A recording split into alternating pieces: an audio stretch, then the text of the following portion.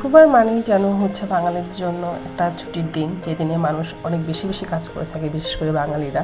ওই দিন তাদের ধোয়া পাকলা করা লাগে, কিছু খেতে মন চায়, কিছু বানাতে মন চায়। তো আজকে আমি চিকেন মোমো বানিয়ে ফেলেছিলাম খুবই ইজি প্রসেসে। 1 মিনিটের মধ্যে আপনাদের সব কিছু দেখিয়ে দিচ্ছি, চাটনি থেকে শুরু করে কীভাবে ডো তৈরি করেছি, কীভাবে সস তৈরি করেছি, এভরিথিং আপনি এখানে দেখতে পারবেন।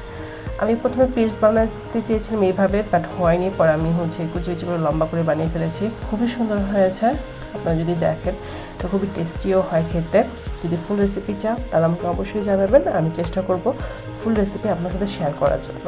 এটা বিকেলে নাস্তাও খেয়েছিলাম, ডিনারের জন্য খেয়েছিলাম। অনেকদিন পর খেতে ইচ্ছা করছিল, বাট অনেকদিন পর বানানো হয়েছিল। ডেকোরেশন করে একটু সাজিয়ে ছবি তুলে পোস্ট করতে চেয়েছিলাম, তার হয়নি। কারণ এত ইয়াম্মি ছিল যে আমি একাই সব খেয়ে ফেলেছিলাম। পরে রাতে দুজনে মিলে আবার মোমোস দিয়ে সব সস দিয়ে মিলিয়ে খেয়ে ফেললাম। Thanks for watching.